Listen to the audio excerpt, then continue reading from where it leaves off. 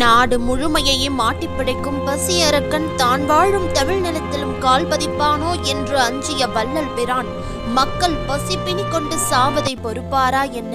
உண்ண உணவின்றி மக்கள் சாவதை அனுமதிக்கும் ஆட்சியை கருணையில்லா ஆட்சி கடிகி ஒழிக என்றார். இன்றைய காலகட்டத்தில் மனித குலத்திற்கு பசி என்பது ஒரு மிகப்பெரிய சவாலாக உள்ளது. அதை 200 ஆண்டுகளுக்கு முன்பே கணித்து ஒரு உயிர் கூட பசியால் வாடக்கூடாது என்று அன்று அவர் ஏற்றிய அணையா பெருஞ்சுடர் இன்று வரை எரிந்து கொண்டிருக்கிறது. பசி தவிர்ப்பதே முக்கியம், அன்னதானமே பிரதானம், பழங்கஞ்சியானாலும் பிறருக்கு வழங்குவது நன்று என்பதை தன்னுடைய உபதேசமாக மாற்றினார். அனைத்து உயிர்களும் இன்புற்று வாழ்க, கொல்லா நெறியே குருவருள் நெறி என்றும் ஜீவகாருண்யமே முக்தி என்ற வீட்டின் திறவுகோல் என்றும் உயிர்களை பசியிலிருந்து காப்பதும் பிணியிலிருந்து விடுவிப்பதும் இயலாதோரை பேணி காப்பதுமே இறை தொண்டு என்று ஆன்மீக வாழ்விற்கு புது இலக்கணம் படைத்தவர் வள்ளலார் எனும் ராமலிங்க அடிகள். ஆதியும் அந்தமும் இல்லாத அருட்பெருஞ்சோதி, தனிப்பெருங்கருணை, மரணத்தை வென்ற மகா யோகி. மரணமில்லா பெருவாழ்வு அடைந்தது எப்படி? அவருடைய வாழ்க்கையில் அப்படி என்னவெல்லாம் நடந்துச்சு? இறையோடு ஒன்றாய் கலக்க அவர் என்னவெல்லாம் செய்தாரு? பூட்டிய அறையினுள் சென்ற அவருடைய உடல் எங்கே போனது? புதைக்கப்படவும் இல்லை, எரிக்கப்படவும் இல்லை. வள்ளலாரின் உடல் இவ்வுலகை விட்டு எப்படி நீங்கியதுன்னு மகா யோகியான ராமலிங்க அடிகளாரின் முழு வாழ்க்கை வரலாறையும் விஞ்ஞானிகளை மிரள வைத்த மாபெரும் மகா ரகசியமான மரணமில்லா பெருவாழ்வு அவருக்கு எப்படி கிடைத்தது? ராமலிங்க அடிகளாரின் பிறப்பு முதல் பூட்டிய அறையினுள் அவர் நுழைந்தது வரை நிகழ்ந்த அனைத்து சுவாரஸ்யமான விஷயங்களையும் இந்த ஒரு வீடியோ மூலமா நீங்க தெரிஞ்சுக்கலாம். வள்ளலாருடைய கருத்துக்களை நீங்க முழுமையா ஆதரிக்கிறீங்க அப்படின்னா இந்த வீடியோவை முழுசா பார்க்கறதுக்கு முன்னாடி வீடியோக்கு ஒரு லைக் பண்ணிட்டு அருட்பெருஞ்சோதி, தனிப்பெருங்கருணைன்னு கமெண்ட் பண்ணுங்க. வள்ளலாரின் வாழ்வில் நடந்த அதிசயங்களை அறிந்து கொள்ள 200 வருடங்கள் முன்னோக்கி செல்லுவோம் வாருங்கள்.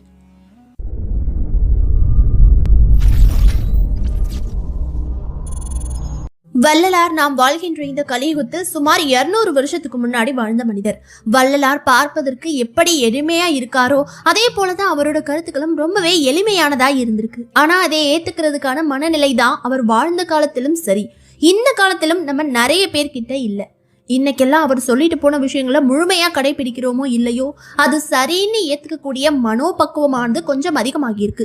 ஆனா ஒரு 150 170 வருஷங்களுக்கு முன்னாடி எல்லாம் அவருடைய ஆன்மீக பாதை உச்சத்தில் இருந்த சமயத்தில் வள்ளலார் கடுமையான எதிர்ப்புகளுக்கும் கடுமையான விமர்சனத்துக்கும் ஆளானவர்.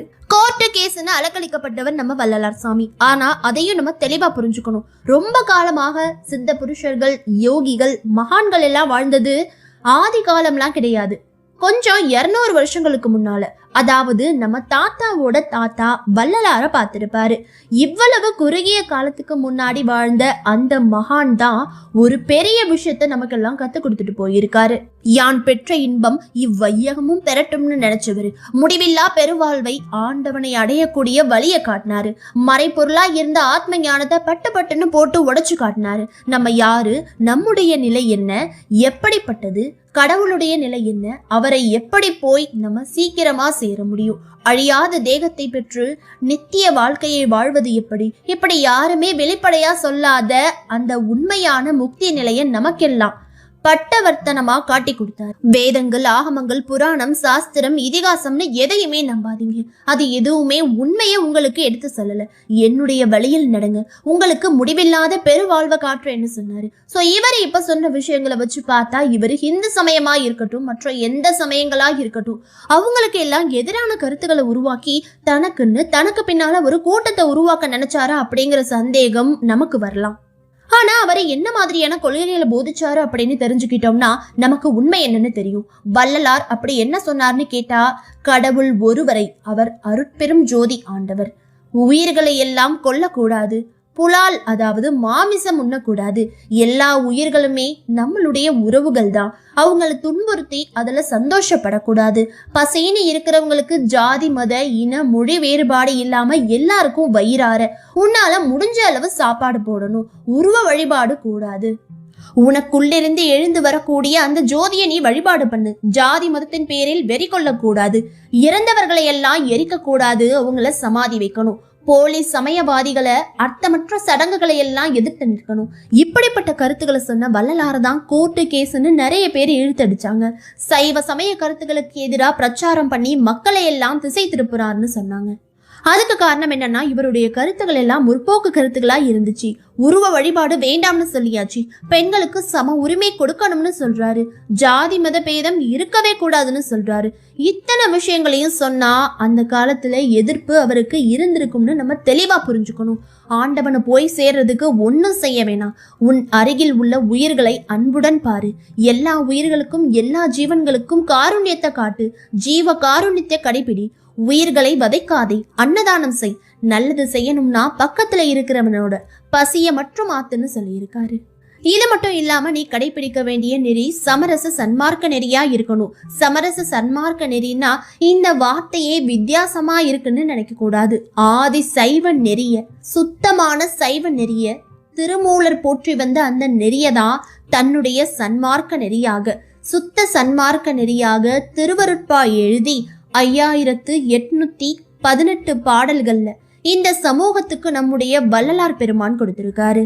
சரி, வள்ளலார் பெருமானுடைய வாழ்க்கை வரலாறு எப்படி இருந்துச்சு? அவர் என்னென்ன படிநிலைகள் எல்லாம் தாண்டி இப்படி காணாமல் அருட்பெரும் ஜோதியா மாறின நிலையை அடைஞ்சார்னு பார்க்கலாம். இன்னையில இருந்து கிட்டத்தட்ட 200 வருஷங்களுக்கு முன்னால 1824 வருடம் அக்டோபர் மாதம் 5ஆம் தேதியில் வள்ளலார் பெருமான் பிறக்கிறாரு. அவர் பிறந்த ஊரு சிதம்பரத்துக்கும் நெய்வேலிக்கும் நடுவுல இருக்கக்கூடிய மருதூர் அப்படின்னு சொல்லப்படக்கூடிய ஊரு. இவருடைய அப்பா பேரு ராமையா பிள்ளை, இவரோட அம்மா சின்னம்மை. இந்த அப்பா ராமையா பிள்ளை இருக்காரே, அவர் ஒரு மிகச்சிறந்த தமிழ் வாத்தியாரா இருந்திருக்காரு. கணக்கு பிள்ளையாவும் வேலை பார்த்துட்டு இருந்திருக்காரு. இந்த குடும்பத்துல கடைசி பையனா வள்ளலார் பிறக்கிறதுக்கு முன்னாடியே அவருக்கு 2 அண்ணன்கள் 2 அக்காக்கள் இருந்திருக்காங்க. கடைக்குட்டியா பிறந்த இந்த வள்ளலாருக்கு அவங்க அப்பா அம்மா வச்ச பேரு ராமலிங்கம். இப்படி இந்த குடும்பத்துல ராமலிங்கம் பிறந்ததே ஒரு அற்புதமான விஷயம்னு சொல்லப்படுது. ஒரு சமயத்துல ஒரு சிவயோகி ராமலிங்கத்துடைய அம்மாவுக்கு திருநீர் பிரசாதத்தை கொடுத்ததாகவும், இந்த திருநீரை வாங்கி சாப்பிடுமா, இந்த உலகத்துக்கே வழிகாட்டக்கூடிய ஒரு உத்தமனான பையன் உனக்கு பிறக்க போறான்னு அந்த சிவன் யோகி சொன்னதாகவும், அதன் பேரிலே அந்த திருநீரை சாப்பிட்டு பிறந்த குழந்தைதான் இந்த ராமலிங்கம்னு சொல்லுவாங்க. சரி, சாமியார் ஏதோ திருநீர் கொடுத்தாரு, அதை அவங்க அம்மா வாங்கி சாப்பிட்டாங்க அப்படின்னு சொல்லி பார்த்தோம்னா, இந்த குழந்தை பிறந்து வெறும் 5 மாசத்துல இவங்க குடும்பத்தோட பக்கத்துல இருந்த சிதம்பரம் நடராஜர் கோவிலுக்கு சாமி தரிசனம் பண்ண போயிருக்காங்க. அப்போ கோவில்ல சாமிக்கு தீபாராதனை காட்டும் போது இந்த குழந்தை மட்டும் சத்தமா சிரிச்சிருக்கு. எல்லாரும் இவ்வளவு நேரம் அமைதியா இருந்த குழந்தை ஏன் இப்படி சாமியை பார்த்து சிரிக்குதுன்னு ரொம்பவே ஆச்சரியப்பட்டு பார்த்திருக்காங்க. அப்போ அந்த கோவில்ல இருந்த பூசாரி, இது ஒரு தெய்வ குழந்தை, ஆண்டவனின் அனுகிரகம் பெற்ற குழந்தைன்னு அவங்க அப்பா அம்மாட்ட சொல்லியிருக்காரு. அதுக்கப்புறமா ஒரு மாசம் 2 மாசம் கழிச்சு, அதாவது நம்ம ராமலிங்கத்துக்கு ஒரு 6-7 மாசம் இருக்கும்போது அவருடைய அப்பா தவறி போயிடுறாரு. அதுக்கப்புறமா ஏற்கனவே 5 குழந்தைகளை தனது கையில் வச்சிருக்க அவங்களோட அம்மா பிழைக்கிறதுக்கு வேற வழி தெரியாம அவங்களுடைய அம்மா வீடு இருக்கிற சென்னைக்கு பக்கத்துல இருக்க பொன்னேரியில போய் செட்டில் ஆகுறாங்க. இப்போ குடும்பத்தை தாங்கி பிடிக்கிறதுக்கு அப்பா இல்லாம கொஞ்ச காலத்துக்கு அவங்க எல்லாரும் கஷ்டப்பட்டுட்டு இருக்காங்க. அதே சமயத்துல இந்த குடும்பத்துல மூத்த மகனாக இருந்த சபாபதி பிள்ளை பெரிய ஆளா ஆகுறாப்ல. நல்லா படிச்சு முடிக்கிறாரு. அப்பாவை போலவே ஒரு மிகச்சிறந்த தமிழ் ஞானியா மாறுறாரு. அற்புதமாக ஆன்மீக சொற்பொழிவு ஆற்றுறாரு. மறுபடியும் கொஞ்சம் கொஞ்சமா அந்த குடும்பமானது முன்னேறி எல்லாரும் நல்ல நிலைமைக்கு வந்து செட்டில் ஆகுறாங்க. இப்படி இந்த குடும்பம் வளர்ற காலத்துல பொன்னேரியில இருந்து கிளம்பி வந்தவங்க சென்னையில மெயினான ஏரியால 7 கிணறு பகுதியில செட்டில் ஆகுறாங்க. இப்போ எல்லா ஆண்களும் எல்லா அக்காக்களும் கல்யாணம் ஆகி அவங்க தனியா பிரிஞ்சு போயிடுறாங்க. கடைசியா கடைக்குட்டியா இருந்த நம்ம ராமலிங்கமும் அவருடைய அம்மாவும் மூத்த பிள்ளையா இருக்கக்கூடிய இப்போ குடும்பத்தையே தாங்கி பிடிக்கக்கூடிய இந்த அண்ணன் சபாபதி வீட்டுல தங்கி இருக்காங்க. சபாபதிக்கும் கல்யாணமாகி நம்ம ராமலிங்கத்தோட மதனியும் அந்த வீட்டுல இருக்காங்க. இந்த சமயத்துல தன்னுடைய தம்பியையும் தன்னை போலவே படிக்க வச்சு ஒரு மிகப்பெரிய ஆளா ஆக்கணும்னு அந்த அண்ணன் ரொம்ப ஆசைப்பட்டிருக்காரு. அதுக்காக தானே தனது தம்பிக்கு 5 வயது ஆனதற்கு பிறகு அவருக்கு பாடங்களை நடத்த ஆரம்பிச்சாரு. ஆனா நம்ம ராமலிங்கம் என்ன பண்ணார்னா, பாடம் நடத்துறது நம்ம அண்ணன் தான் சொல்லிக்கிட்டு கொஞ்சம் அசால்ட்டா இருந்திருக்காரு. பாடத்துல கவனம் செலுத்தாம கொஞ்சம் ஊர் சுத்த ஆரம்பிச்சிட்டாரு. ஆஹா, சரியான சுட்டி குழந்தையா இருந்திருப்பாரோ அப்படின்னு யோசிச்சா சுட்டி குழந்தை கிடையாது, சுத்தமான பக்தி குழந்தை. இந்த குழந்தை ஊர் சுத்துனுச்சுன்னா விளையாடுறதுக்காக ஊர் சுத்தல, ரொம்பவே விருப்பத்தோட சென்னையில பாரிஸ் கார்னர் பக்கத்துல இருக்கக்கூடிய கந்தக்கோட்டம் கந்தசாமி கோவில்ல போய் சாமி கும்பிடுறதுக்காக ஊர் சுத்த ஆரம்பிப்பாரு. அதனால அவர் சரியா படிப்புல கவனம் செலுத்தாம ஓப்பி அடிக்கிறதுக்காக கோவில்ல போய் படுத்துக்கிறாருன்னு அவங்க அண்ணன் நினைச்சிட்டு இருந்தாரு. ஆனா உண்மையே வேற. என்ன நடக்குதுன்னா, கோவிலுக்கு போகும்போது முருகப்பெருமான ஒரு சின்ன பையன் மனமாற துதிக்கிறான், பாட்டு பாடுறான். தினமும் ஒரு பாடல், புது பாடல். எங்கேயோ கேசட்ல பாடினதோ இல்ல யாராவது எழுதி வச்ச பாடலோ கிடையாது. அவனாக எழுதி பாடல்களை பாடக்கூடிய அந்த திறமை அந்த சின்ன வயசுலயே ராமலிங்கத்துக்கிட்ட இருந்திருக்கு. இருந்தாலும் இதையெல்லாம் புரிஞ்சுக்காத அவரோட அண்ணன், அவர் ஒரு வாத்தியார்கிட்ட படிச்சிருப்பாரு பாத்தீங்களா, அதே வாத்தியார்கிட்ட போய் தன்னுடைய தம்பியையும் சேர்த்து விடுறாரு. ஏன்னா ஒரு காலத்துல இந்த குடும்பம் அவங்க அப்பாவையில இருந்து ரொம்ப கஷ்டப்பட்டுட்டு இருந்துச்சு.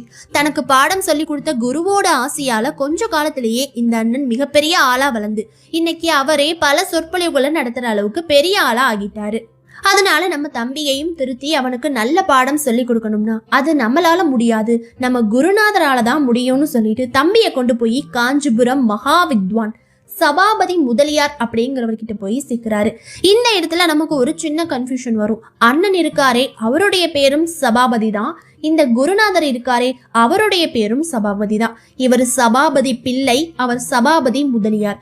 இந்த சபாபதி முதலியாருக்கு பேரை பார்த்தீங்கன்னா மகாவித்வான். இவர் புலவருக்கெல்லாம் புலவர்.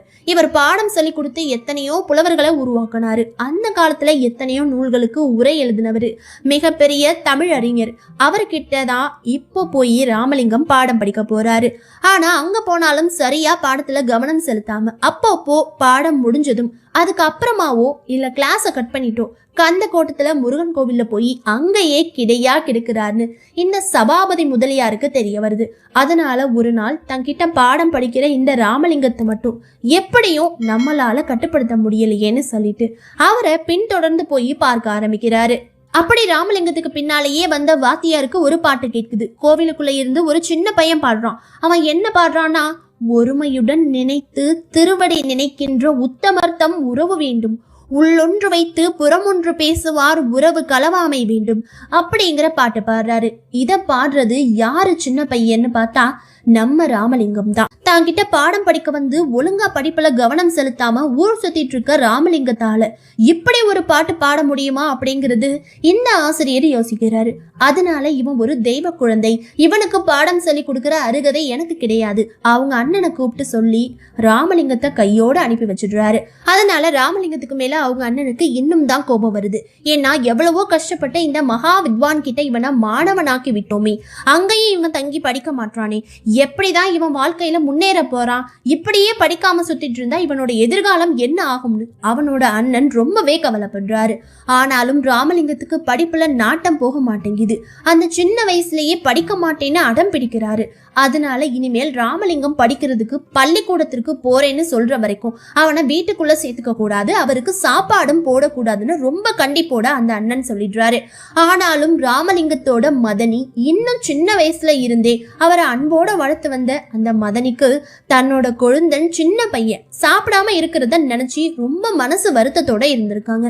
இருந்தாலும் வேற வழி இல்ல. அந்த அம்மாவால என்ன பண்ண முடியும்? அவங்க புருஷன் தான் ரொம்ப கண்டிப்போட சொல்லிடுறாரே, நீ காலை நேரத்துல எங்கேயாவது போய்க்கோ, கோவில்ல இருந்துக்க, பக்கத்துல உங்க அக்கா வீடு இருக்கு, அங்க போய் தங்கிக்க. ஆனா ஒரு நாள்ல ஒரே ஒரு வேளையாவது இந்த மதனியோட கையால ஒரு வேளையாவது நீ சாப்பிட்டுட்டு போகணும் அப்பா, அப்பதான் என் மனசு ஆறும்னு அந்த அம்மா சொல்றாங்க. அதை கேட்டுக்கிட்டே இந்த சின்ன பையன் ராமலிங்கம் அப்படியே வரேன்னு சொல்லிடுவாரு. இப்போ படிக்கவும் போக தேவையில்லையா, அவருக்கு ரொம்பவே வசதி ஆகிடுச்சு. எந்த நேரமும் கந்தக்கோட்டத்துல இருக்கிறாரு.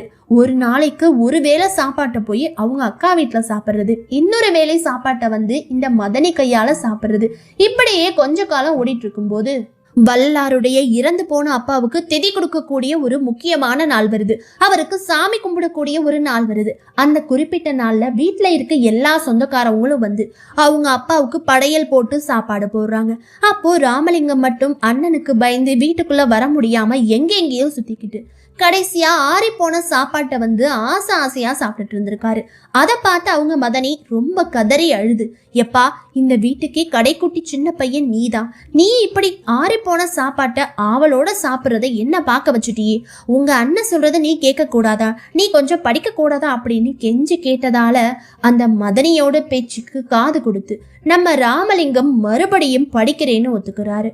ஆனா இந்த முறை படிக்கிறதுக்கு அவர் எந்த ஆசிரியரையும் தேடி போகவும் இல்லை, எந்த பள்ளிக்கூடத்திலையும் சேரவும் இல்லை. ஆனா அவங்க குடியிருந்த இடத்துல அவர் படிக்கிறதுக்கு தனியா ஒரு அறை மட்டும் வேணும்னு கேட்டு வாங்கி இருக்காரு. அந்த அறைக்குள்ள ஒரு முகம் பார்க்கக்கூடிய ஒரு கண்ணாடியும் ஒரு விளக்கையும் எடுத்துக்கிட்டு படிக்க தேவையான பொருட்களையும் எடுத்துக்கிட்டு அறைக்குள்ள போறாரு. காலையில இருந்து இரவு வரைக்கும் வேற எங்கேயுமே போகாம சாப்பிடுறதுக்கும் குளிக்கிறதுக்கும் மட்டும் தான் வெளியே வருவாரே தவிர மற்ற நேரத்தில் அந்த அறைக்குள்ளேயே அடைஞ்சு கிடந்திருக்காரு. அவ்வளவு தூரமா ராமலிங்கம் படிக்கிறாருன்னு சொல்லி கேட்டா ஆமா படிச்சாரு. ஆனா அவர் படிச்ச படிப்பு ஆன்மீக படிப்பு. முருகப்பெருமான கந்த கோட்டத்துல போய் பார்க்க முடியலையே, எப்படி வீட்டுல படிக்கிறன்னு அடைப்பட்டு கிடக்கிறோமேன்னு முருகப்பெருமானுடைய காட்சி தனக்கு கிடைக்காதா, அவருடைய தரிசனம் எனக்கு கிடைக்காதான்னு சொல்லிட்டு அந்த நிலை கண்ணாடிய பார்த்து முருகப்பெருமான மனசார வேண்ட ஆரம்பிச்சாரு. இந்த சின்ன பையனோட வேண்டுதலை கேட்ட முருகப்பெருமானும் அந்த அறையில இருந்த ராமலிங்கத்துக்கு காட்சி கொடுத்தாருன்னு சொல்லப்படுது. அப்படி தெய்வத்தோட தரிசனம் கிடைச்சதுக்கு அப்புறமா ராமலிங்கத்துக்கு உலக வாழ்க்கைனா என்னன்னு அந்த சிறிய வயசுலயே புரிய ஆரம்பிக்குது. அவர் இன்னுமே பக்குவப்பட்டு நடக்க ஆரம்பிக்கிறார். இப்படியாக காலங்கள் கொஞ்ச நாள் போயிட்டு இருக்கும் போது இவர் ராமலிங்கத்தோட அண்ணன் இருக்காரு பாருங்க, அந்த சமய சொற்பொழிவுகளை பண்ணி ரொம்பவே ஃபேமஸா இருந்த காலகட்டம். அப்படிதான் மெட்ராஸ்ல இருந்த சோமசுந்தர செட்டியார் அப்படிங்கிற ஒரு பெரியவர் வீட்டுல பெரிய புராணத்தை பற்றி வாரத்துல ஒரு நாள் போய் சொற்பொழிவாற்றத அவருடைய வேலையா வச்சிருந்திருக்காரு. அந்த காலகட்டமானது சைவத்துக்கும் வைணவத்துக்கும் மிகப்பெரிய போட்டி இருந்துச்சு.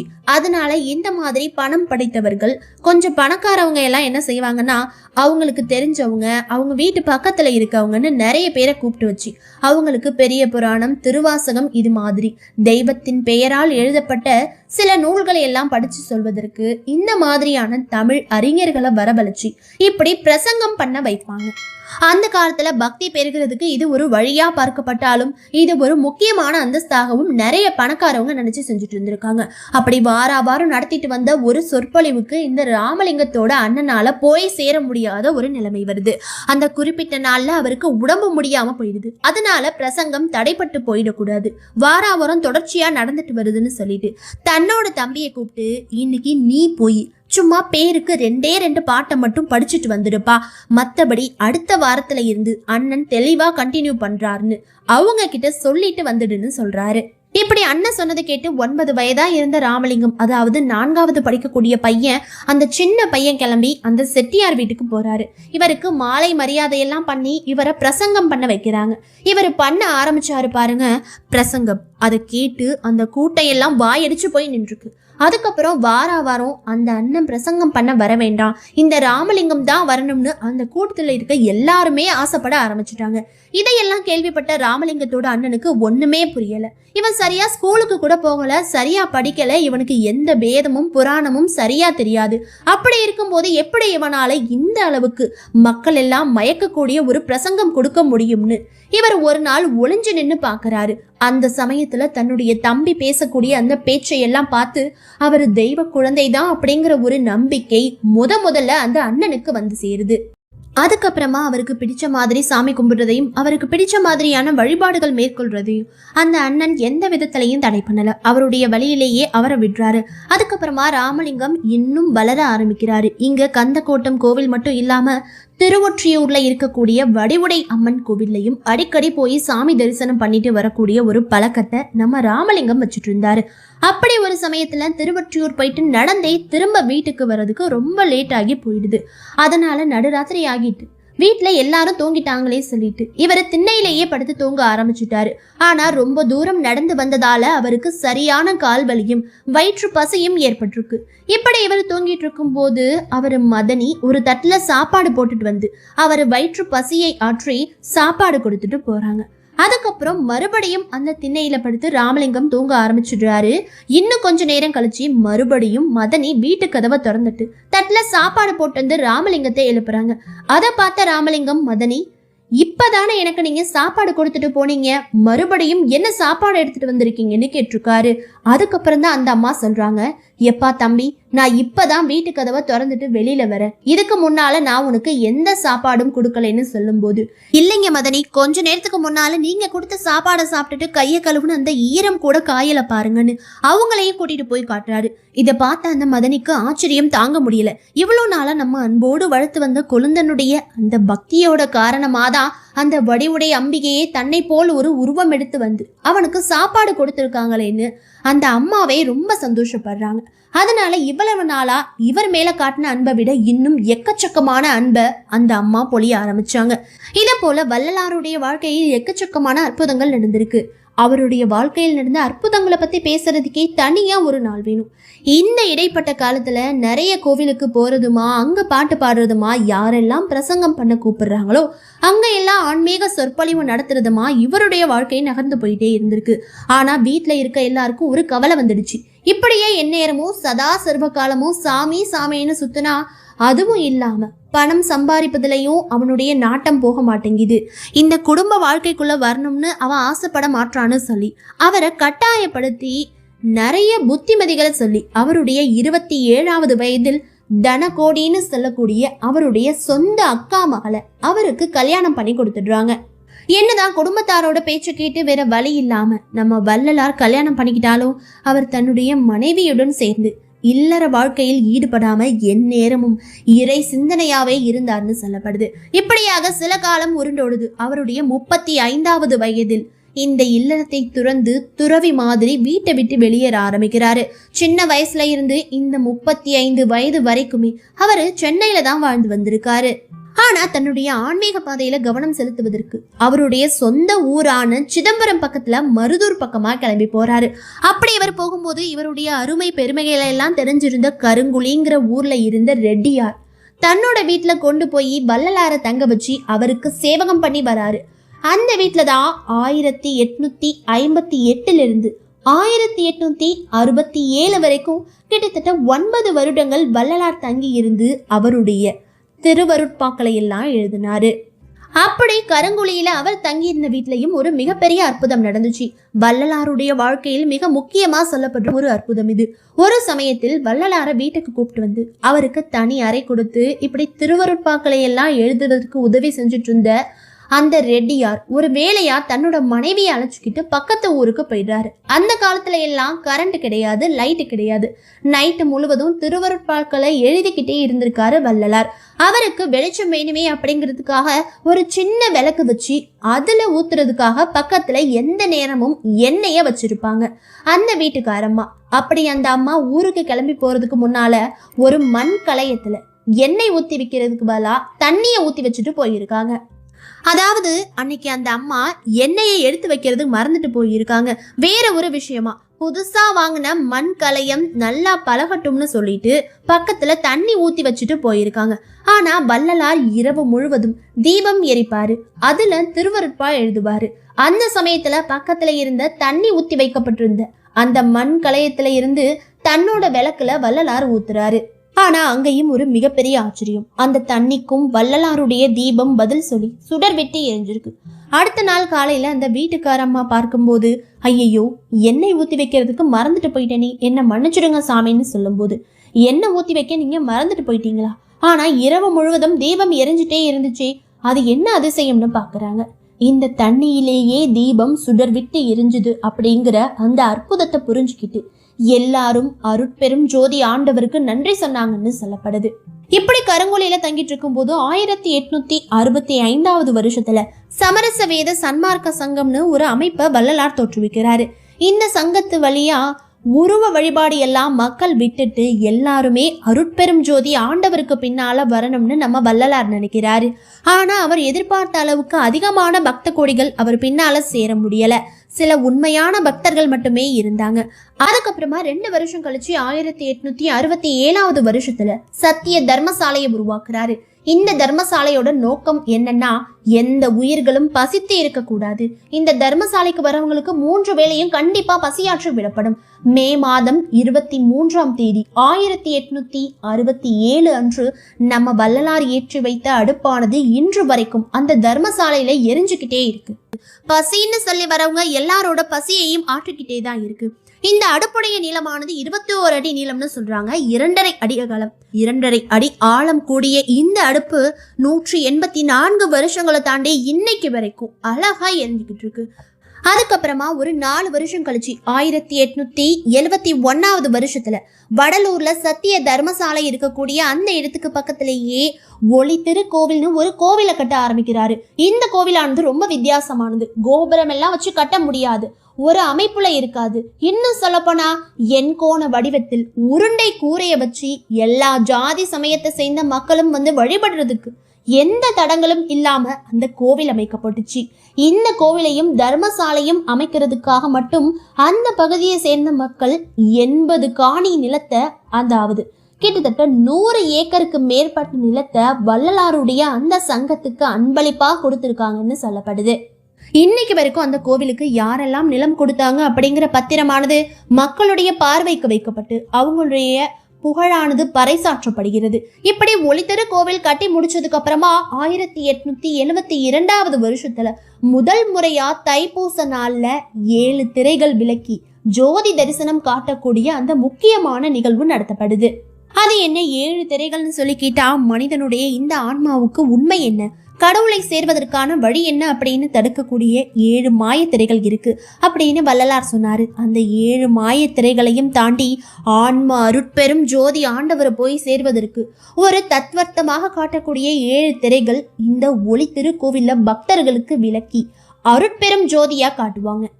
முதல் திரை கருப்பு, 2வது நீலம், 3வது பச்சை, அடுத்து சிவப்பு, பொன்னிறம், வெள்ளை கலப்பு. இப்படி 7 திரைகளையும் விளக்கி இன்றும் கூட தைப்பூச திருநாள்ல நம்ம வள்ளலார் ஏற்றி வைத்த அந்த தீபத்தை வடலூர்ல ஒளி திருக்கோவிலுக்கு போனா நம்மளால பார்க்க முடியும். இந்த கோவில்ல ஜாதி சமய மத வேறுபாடுகள் இல்லாம எல்லாரும் வரலாம் போகலாம்னு சொன்னாலும் புலால் மறுத்தவங்க, கறி சாப்பிடாதவங்க மட்டும்தான் கோவிலுக்குள்ள வந்து தரிசனம் பண்ணலாம். மற்றவங்க கோவிலுக்கு வெளியே நின்று தான் தரிசனம் பண்ண முடியும். இந்த கோவில்ல பூஜை செய்யறதுக்கும் ஒரு வித்தியாசமான நடைமுறை கடைபிடிக்கப்படுது. அதாவது இந்த கோவிலுக்குன்னு பூசாரி மாதிரியான ஆட்கள் நியமிக்கப்படுவது கிடையாது. 12 வயசுக்கு கீழே இருக்கக்கூடிய சிறுவர்களும் 72 வயதுக்கு மேல இருக்கக்கூடிய பெரியவர்களும் யார் வேணாலும் வந்து இந்த கோவில்ல பூஜைகள் பண்ணலாம். அதே மாதிரி இந்த கோவிலோட வளாகத்தை சுற்றி 21,600 கன்னிகளால் செய்யப்பட்ட ஒரு மிகப்பெரிய செயின் கட்டப்பட்டு இருக்குன்னு சொல்லப்படுறாங்க. அதாவது இந்த உலக வாழ்க்கையை 21,600 மாயைகள் சூழ்ந்திருக்கு அப்படிங்கிற விஷயத்த நமக்கு நினைவுபடுத்ததா இப்படி ஒரு செயினானது கட்டி வைக்கப்பட்டு இருக்குன்னு சொல்லப்படுது. இப்படி வள்ளலாருடைய வாழ்க்கை நடந்திருந்த அந்த காலகட்டத்தில் முதல்ல எல்லாம் ஒரு நாளைக்கு 2 வேளை உணவு சாப்பிட்டு வந்தாராம். அதுக்கப்புறம் ஒரு நாளைக்கு 1 வேளை உணவு தான் சாப்பிட ஆரம்பிச்சிருக்காரு. இன்னும் கொஞ்ச நாளைக்கு அப்புறம் 2-3 நாளைக்கே 1 வேளை உணவு தான் சாப்பிட்டு வந்திருக்காரு. பெரும்பாலான நேரத்தில் அவர் உணவுன்னு எதை சாப்பிடுவார்னா வெந்நீர்ல சர்க்கரையை கலந்து சாப்பிடுவாரு. அதை தான் உணவாகவே எடுத்துட்டு வந்திருக்காரு. ஆனா பச்சை தண்ணியை குடிக்கிறதோ குளிக்கிறதோ அவர் செய்யறதே கிடையாது. எல்லாத்துக்குமே வெந்நி தண்ணியை தான் பயன்படுத்தி வந்திருக்காரு. எப்பயாவது உணவு சாப்பிடும் போது அதுல தூதுவளையும் கரிசலாங்கண்ணியையும் சேர்த்துப்பாரு. ஒரு நாளைக்கு 2-3 மணி நேரம் தான் தூங்குவாரு. அதிகமா தூங்குறது ஆயுளை குறைக்கக்கூடிய பழக்கம்னு வள்ளலார் நம்பினாரு. சத்தம் போட்டு பேசுறது கண்டு நடுங்குவாரு. பெரிய சத்தம் அவருக்கு கூடவே கூடாது. எங்கேயாவது அழுகுரலை கேட்டாலும் அவருடைய மனசு பதப்பதத்தி போயிடுவாரு. தெருவுல நடக்கும் போது கூட அவர் கைவீசி நடக்க மாட்டாரு, கை கட்டியே இருப்பாரு. இப்படிப்பட்ட வள்ளலார் சின்ன குழந்தைகளுக்கும் நிறைய அறிவுரை சொல்லியிருக்காரு. அதுல என் மனசுக்கு ரொம்ப காலமாகவே நெருக்கமா இருக்கக்கூடிய ஒரு அறிவுரை என்னன்னு சொல்லி பார்த்தோம்னா, நல்லோர் மனதை நடுங்க செய்யாதேன்னு சொல்லியிருக்காரு. இந்த காலத்துல நம்ம எல்லாருமே யாரு கொஞ்சம் ஏப்ப சாப்பையா இருந்துட்டா, யாராவது நமக்கு கீழே வந்துட்டா அவங்கள போட்டு பாடா படுத்துறது, இல்ல நம்ம தான் பெரிய ஆள்னு காட்டிக்கிறதுக்கு அவங்கள துன்பப்படுத்துறது. ஒரு வேலை செய்யற இடமா இருக்கட்டும், இல்ல பக்கத்து வீடா இருக்கட்டும், ஒருத்தன் நல்லவன் கிடைச்சிட்டா அவனை பாடா படுத்தி எடுக்கிறதையே ஒரு வேலையா வச்சிருப்பாங்க. அப்படிப்பட்ட விஷயத்த கண்டிப்பா செய்யக்கூடாதுன்னு வள்ளலார் சொல்லியிருக்காரு. தானம் கொடுப்போரை தடுத்து நிறுத்தாதே, மனம் ஒத்த நட்புக்கு வஞ்சகம் செய்யாதே, ஒருவரது பொருளை இச்சித்து பொய் சொல்லாதே, அதாவது பொருளை வாங்கிட்டு இல்லைன்னு பொய் சொல்லாதே, பசித்தோர் முகத்தை பாராதிராதே, இறப்போருக்கு பிச்சை இல்லை என்று சொல்லாதே, குருவை வணங்க கூசி நிற்காதே. இப்பதான் நம்மள பல பேர் படிச்சு பெரிய ஆளா ஆகியிருப்போம். ஆனா ரோட்ல வச்சு நம்ம வாத்தியாரை பார்த்தோம்னா தெரியாத மாதிரி திரும்பிட்டு போயிடுறோம். அவருக்கு போய் ஒரு வணக்கம் கூட சொல்றது கிடையாது. வெயிலுக்கு ஒதுங்கக்கூடிய விருட்சத்தை அழிக்காதே, தந்தை தாய்மொழி தள்ளி நடக்காதே, இப்படி பல அறிவுரைகளை சொல்லியிருக்காரு. இப்படியெல்லாம் நல்ல கருத்துக்களை சொன்ன வள்ளலாருக்கும் அவர் கொடுத்த அந்த திருவருட்பாவுக்கும் என்ன நிலைமை வந்துச்சுன்னு சொல்லி பார்த்தா, வள்ளலார் தன்னுடைய உழைப்பை எல்லாம் ஒன்று திரட்டி 5816 பாடல்களை இந்த திருவருட்பால நமக்கு கொடுக்கிறாரு. ஆனா அது பிரசுரமாக ஆரம்பிக்க நிறைய பேர் அதுக்கு கண்டனம் தெரிவிக்க ஆரம்பிச்சுட்டாங்க. குறிப்பா சொல்லணும்னா 1868 வருஷத்திலேயே இவர் எழுதின திருவருட்பாக்கு எதிராக நிறைய கண்டன நூல்கள் வெளிவர ஆரம்பிச்சுது. திருவருட்பா தூசண பரிகாரம், இது ஒரு திருவருட்பாவே கிடையாது, இது ஒரு போலி அருள்பான்னு சொல்லி 1869 போலி அருட்பா மறுப்புன்னு இப்படி 12 கண்டன நூல்கள் மட்டும் இந்த திருவருட்பாக்கு எதிராக எழுதப்பட்டுச்சு. 1860-70களோட மட்டும் நிக்கல. 1904 வருஷம் வரைக்குமே இவருடைய திருவருட்பாக்களை மறுத்து வற்பா மறுப்பு அப்படின்னு பல புத்தகங்களை எழுதினாங்க. இன்னும் ஒருபடி மேலே போய் சைவ சமயத்துல நிறைய நூல்களை எழுதியிருந்த, நிறைய நூல்களை தொகுத்து கொடுத்திருந்த சைவ சமயத்திலேயே ஒரு முக்கியமான ஆளாயிருந்த, அன்னைக்கு தேதிக்கு ஸ்ரீலங்கால யாழ்ப்பாணத்துல வாழ்ந்துட்டு இருந்த ஆறுமுக நாவலர் அப்படிங்கிற முக்கியமான ஐயா நம்ம வள்ளலாருக்கு எதிராக கோர்ட்ல கேஸே போட்டுட்டாரு. இவர் சைவ சமயத்துக்கு எதிரான கருத்துக்களை சொல்றாருன்னு. சைவ சமய திருமறைகள், அதுதான் திருவருட்பா. இவர் எழுதின நூலை திருவருட்பான்னு சொல்லக்கூடாது, இந்த புக்கை அச்சடித்து எங்கும் பிரசுரம் பண்ணக்கூடாது, இவர் எழுதின திருவருட்பா தடை விதிக்கணும்னு கோர்ட்ல கேஸ் போறாரு. இந்த கேஸ் கோர்ட்ல ஹியரிங்க்கு வருது. அங்க வள்ளலார் தானே நீதிமன்றத்துக்கு வந்து சேர்றாரு. அப்போ அவர் கோர்ட்டுக்குள்ள இந்த தூய்மையான வெள்ளை ஆடையை போர்த்தி உள்ள வரும்போது ஒட்டுமொத்த கோர்ட்டுமே, ஏன் அவர் மேல கம்ப்ளைண்ட் கொடுத்தவர் கூட எழுந்திருச்சு நின்று அவருக்கு வணக்கம் தெரிவிச்சாரு. அதுக்கப்புறமா வள்ளலார் எழுதின திருவருட்பாக்கள் நல்லபடியா தான் எழுதப்பட்டிருக்கு. அதுல எந்த சமயத்தையும் குறிப்பிட்டு தாக்கி எழுதல, அதனால அதுக்கு தடை விதிக்க முடியாதுன்னு நீதிமன்றம் தீர்ப்பு கொடுக்குது. என்னதான் எல்லாம் நல்லபடியா போற மாதிரி தெரிஞ்சாலும் அன்னைக்கு காலகட்டத்தில் இருந்த மக்கள் நிறைய பேர் வள்ளலாரை ஏத்துக்கிறதுக்கு தயங்கிக்கிட்டு இருந்தாங்க. கொஞ்சம் பேர் தான் வள்ளலார் பின்னால உண்மையா நின்னாங்க.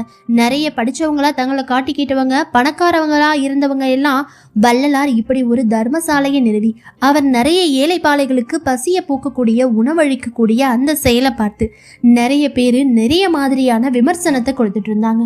ஆனா வள்ளலார் ஒரு விஷயத்துல மட்டும் உறுதியா இருந்தாரு. ஆண்டவனை போய் சேரணும்னா முதல்ல பசி பிணிய போக்கணும், அதாவது பசிய ஒரு நோய் மாதிரி அவர் கருதினாரு.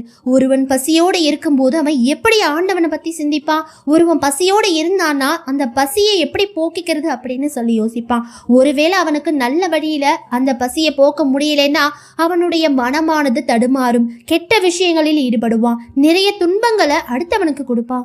இப்படி இந்த பசியை போக்கிக்கிறதுலயே அவனோட முழு நேரமும் செயல்பட்டு இருக்கும் போது எப்படி அவன் ஆண்டவனை போய் சேர முடியும்னு சொல்லிட்டு எல்லா உயிர்களும் பசி இல்லாம இருக்கிறதுக்கு இந்த தர்மசாலைய செம்மையா நடத்தி வந்தாரு.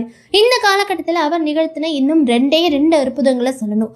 ஒரு சமயத்துல அவருடைய கோவில் முன்னால நடுறதுக்கு கொடிமரம் வாங்கிட்டு வாங்கன்னு சொல்லிட்டு தன்னோட சீடர்கள் 2 பேரை இங்க வடலூர்ல இருந்து சென்னைக்கு அனுப்புறாரு. சென்னைக்கு ரயில் ஏறி போய் அங்க இறங்கி வள்ளலார் சொல்லியிருந்த அந்த மரக்கடைக்கு இந்த சீடர்கள் போய் சேர்றாங்க. அப்போ எந்த மரத்தை எடுத்துட்டு வரணும், எந்த மரத்தை சூஸ் பண்ணணும் அப்படிங்கிற மரத்தை வள்ளலார் அந்த மரக்கடையில இருந்த ஏகப்பட்ட மரங்கள்ல ஒரு குறிப்பிட்ட மரங்கள்ல ஏறி நின்று சூட்சும வடிவத்தில் அந்த சீடர்களுக்கு காட்டி கொடுத்தாரணும். அதே மரத்தை அந்த சீடர்கள் எடுத்துட்டு வந்து அங்கு நடந்த அற்புதத்தை இங்க மடத்துல இருந்த சீடர்களுக்கு சொன்னதாகவும், அதே குறிப்பிட்ட சமயத்துல வள்ளலார் இங்க வடலூர்ல உட்கார்ந்து மற்ற சீடர்களுக்கு ஆன்மீக போதனைகளை பண்ணிட்டு இருந்திருக்காரு. இதே மாதிரி இன்னொரு சமயத்துல வள்ளலார போட்டோ எடுத்து வச்சுக்கணும்னு அவருடைய சீடர்கள் எல்லாம் ரொம்பவே கெஞ்சி கேட்டதால அப்படிப்பட்ட போட்டோ எடுக்கிறதுக்காக வராங்க. ஆனா எவ்வளவு முயற்சி செய்து பார்த்தும் வள்ளலாருடைய உருவத்தை கேமரால பார்க்க முடியல. மறுபடியும் எல்லா சீடர்களும் வேண்டி விரும்பி கேட்டதால வள்ளலார் கொஞ்ச நேரம் தியானத்துக்கு போய் தன்னுடைய ஜோதி ஒளி உருவமா இருந்த அந்த உடம்ப கேமரால படும்படியா, கேமரால தெரியும்படியா மறுபடியும் மாத்திக்கிட்டு வந்து உட்கார்ந்தாருன்னு. அதுக்கப்புறமா போட்டோ எடுக்கப்பட்டு அதுலதான் அவருடைய உருவம் தெரிஞ்சிச்சுன்னு சொல்றாங்க. இப்படியாக தன்னுடைய உடம்ப ஜோதி உடம்பா மாற்ற தொடங்கி இருக்காரு வள்ளலார். என்னதான் வடலூர்ல தர்மசாலையும் கோவிலும் இருந்தாலும் வடலூர்ல இருந்து கொஞ்ச தூரம் தள்ளி இருக்கக்கூடிய மேட்டுக்குப்பம் அப்படிங்கிற ஊர்ல சித்தி வளாக திருமாளிகை அப்படின்னு சொல்லிட்டு வள்ளலாருக்கான ஒரு அறை இருக்கு. இந்த அறையில தான் வள்ளலார் காணாமல் போயிருக்காரு. 1874 வருஷத்துல தை மாசம் 19ஆம் தேதி ஜனவரி 30 இந்த சித்திவளாக திருமாளிகைக்குள்ள ஒரு சின்ன அறைக்குள்ள வள்ளலார் போய் தன்னை போட்டிக்கிட்டாரு. ஒரு 10-14 நாட்கள் நான் இந்த அறைக்குள்ளேயே இருப்பேன். யாருமே அவநம்பிக்கை ஏற்பட்டு இந்த அறையை திறந்து பார்க்க கூடாது. அப்படி யாராவது அவநம்பிக்கையோடு திறந்து பார்த்தீங்கன்னா உங்களால எதையுமே பார்க்க முடியாது, வெற்றிடத்தை தான் பார்க்க முடியும்னு வள்ளலார் சொல்லிட்டு போய் அந்த ரூமை போட்டிக்கிறாரு. அதுக்கப்புறமா ஒரு 4 மாத காலமாக அந்த அறையை யாருமே திறக்கல. ஜனவரி அந்த அறையானது மூடப்பட்டுச்சு. அதுக்கப்புறம் ஒரு 4 மாசம் கழிச்சு இந்த விஷயங்களை எல்லாம் கேள்விப்பட்டு அந்த பகுதியை ஆட்சி பண்ணிட்டு இருந்த கலெக்டர், போலீஸ், டாக்டர் எல்லாரையும் கூப்பிட்டுட்டு வந்து அந்த அறையை திறக்க வைக்கிறாரு. அப்போ அவங்க எல்லாம் என்ன நினைச்சு வந்தாங்கன்னா, இந்த அறைக்குள்ள வள்ளலார் இறந்து போய் கிடப்பாரு. அவருடைய உடம்பானது மத்தவங்க உடம்ப போல அழுகி போய் நாற்றம் அடிச்சு காட்சி கொடுக்கும்னு நினைச்சு அவங்க கதவை திறந்து பார்த்தாங்க. ஆனா என்ன ஒரு ஆச்சரியம், அதுக்குள்ள ஒரு மனுஷன் இருந்த தடமே தெரியாம அந்த இடமே வெற்றிடமா காட்சி கொடுத்துச்சு. அது போக அந்த அறை முழுக்க எந்த நாற்றமும் அடிக்கல, பச்சை கற்பூரத்தோட வாசம் வந்துச்சுன்னு சொல்லப்படுது. அதுக்கப்புறமா அங்கு வந்திருந்த ஆங்கிலேய அதிகாரி இங்க என்ன மாதிரியான சேவைகள் எல்லாம் செய்யறாங்கன்னு தெரிஞ்சுக்கிட்டு ஒரு 20 ரூபாய, அந்த காலத்து 20 ரூபாயை எடுத்து இந்த தர்மசாலைக்கு நன்கொடையா கொடுத்துட்டு போனார்னு சொல்லப்பட்டிருக்கு. இப்படி இவ்வளவு நாளா தன்னோட சீடர்களுக்கும் மக்களுக்கும் போதிச்சு வந்த அந்த விஷயத்த, அழிவில்லாத அந்த பெருவாழ்வை, அழிவில்லாத அந்த உடம்பை, தன்னுடைய உடம்புலேயே முதலாக இந்த பக்தர்களுக்கெல்லாம் ஒரு சாட்சியாக காட்சி கொடுத்து வள்ளலார் நம்மளை விட்டு எங்கேயும் போகாம, மறைஞ்சு போகாம, காற்றோடு கலந்து போய் நம்ம மத்தியில உலாவிக் கொண்டிருக்கிறார். நம்மளாலையும் வள்ளலாரோட கருத்துக்களை எந்த அளவுக்கு எடுத்துக்கிட்டு எந்த அளவுக்கு கடைபிடிக்க முடியும்னு தெரியல. ஆனா நம்மளால முடிஞ்ச அளவுக்கு அவர் காட்டின அந்த பாதையில நடக்க நம்ம எல்லாருமே முயற்சி பண்ணுவோம். இந்த வீடியோ எப்படி இருந்துச்சுன்னு கமெண்ட் பண்ணுங்க. நீங்க வடுவூரில் இருக்கும் வள்ளலாரின் அணையா அடுப்பை பார்த்திருக்கீங்களா? அங்க போய் அன்னதானம் சாப்பிட்ருக்கீங்களா? உங்க அனுபவத்தை மறக்காம எங்க கூட ஷேர் பண்ணுங்க. இது போல மேலும் பல சுவாரஸ்யமான ஆன்மீக தகவல்களை உடனுக்குடன் தெரிந்து கொள்ள நம்ம யூடியூப் சேனலை சப்ஸ்கிரைப் பண்ணுங்க. கூடவே இருக்கிற நோட்டிபிகேஷன் பெல் ஐக்கனை கிளிக் பண்ணி ஆல் செட் பண்ணிக்கோங்க. மீண்டும் ஒரு நல்ல தகவல் கொண்ட வீடியோ மூலமா சந்திக்கிறோம். நன்றி, வணக்கம்.